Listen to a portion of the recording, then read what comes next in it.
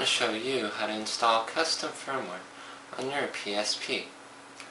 Now, this method only works for the old PSP 1000 and certain models of the PSP 2000. You'll need to check the serial number right there, or you can also check behind the battery. It's the serial number there. Now, if you have a newer model, say the PSP 3000 or the PSP Go, you'll need to check one of my other videos because this method will not work for those. Now, you'll need a memory stick. I'll be using the 2 gig. You'll also need a USB cable to connect to your PSP to a computer. And then finally, you'll need a Pandora Battery, which you can purchase one of these online for about $10, so it's a pretty good deal. Alright, let's get started. Alright, first download the Hack Pack. You can just follow the link in the video description. You can download it and save it.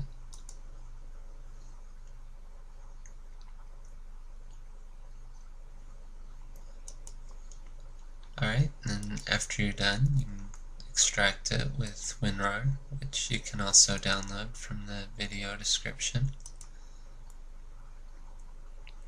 And then next, you can connect your PSP to your computer. You can run the Magic Memory Stick Maker app. You can select whatever drives your PSP. Then I'd recommend formatting your memory stick. As you can see, there's a PSP Slim detected. Now be sure to back up anything important if you format your memory stick.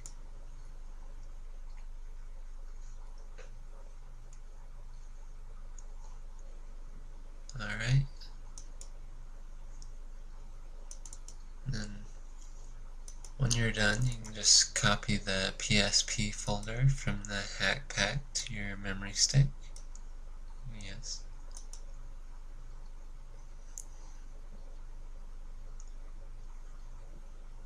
Alright.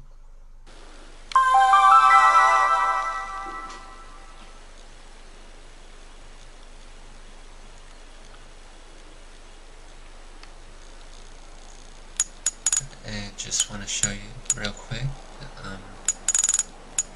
As you can see, I have firmware 6.31, which is currently the latest update. Now you can shut off your PSP and remove the regular battery.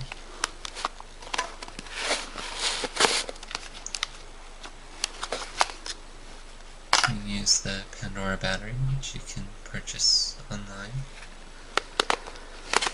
Be sure to hold the L trigger when you insert the Pandora Battery.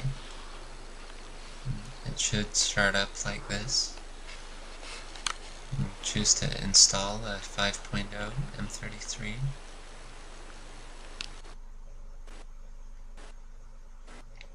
And you can either shut down or reboot.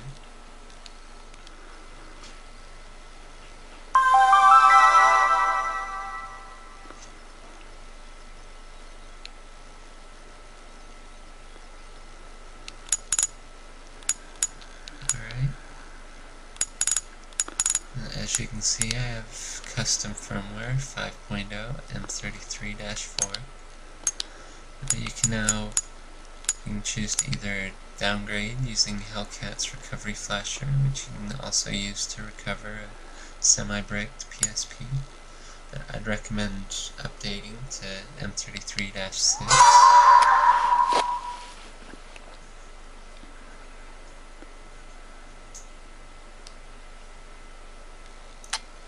Press X to install.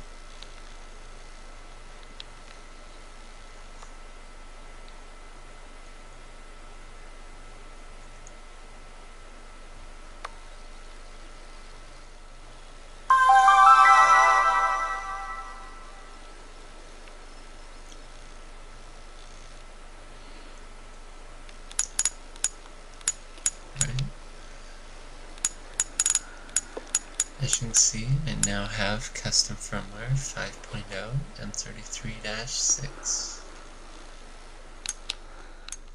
Here's some of the emulators I recommend.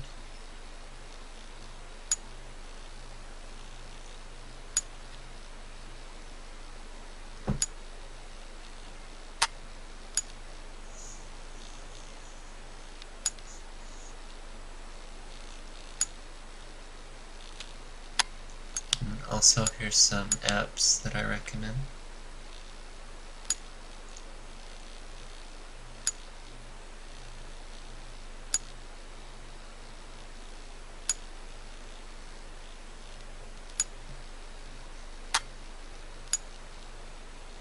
I'll probably do a video on a couple of these if I get around to it.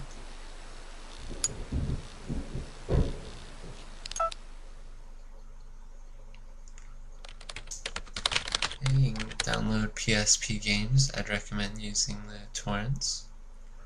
Now be sure to get either an ISO file or a CSO file. You may have to extract using a WinRAR. Right, and then you can just copy the ISO or CSO file to the ISO folder on your memory stick. You may have to create the folder if you don't already have it.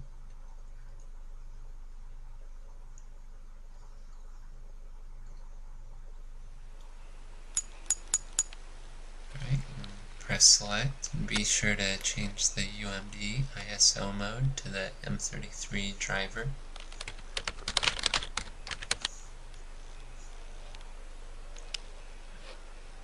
Go to game and memory stick.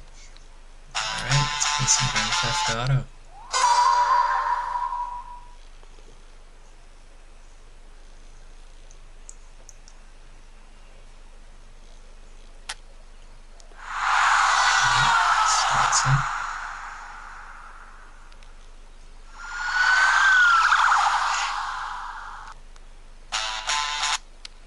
Alright, as you can clearly see, I do not have a UMD disk.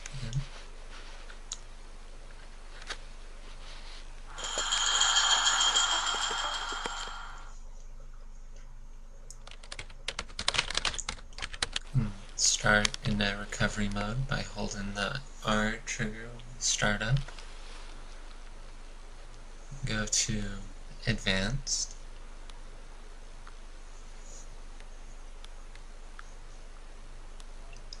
And you can toggle the USB flash 0. And be sure your PSP is connected to your computer. Now be very careful because this is your PSP's flash memory.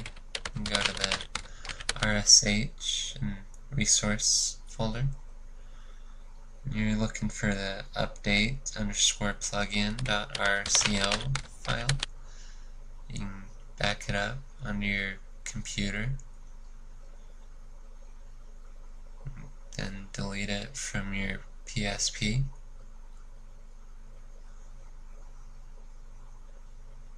And be very careful not to do anything else because it may cause your PSP to break. And then you can disconnect your PSP and exit.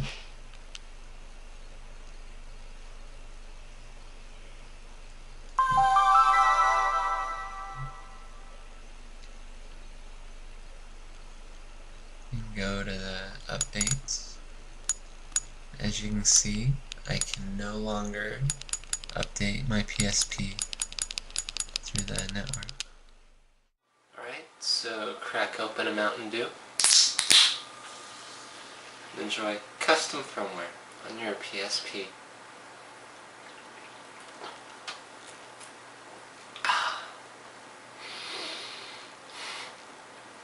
So, thumbs up, leave a comment, subscribe. You can also check out my website and Facebook page. So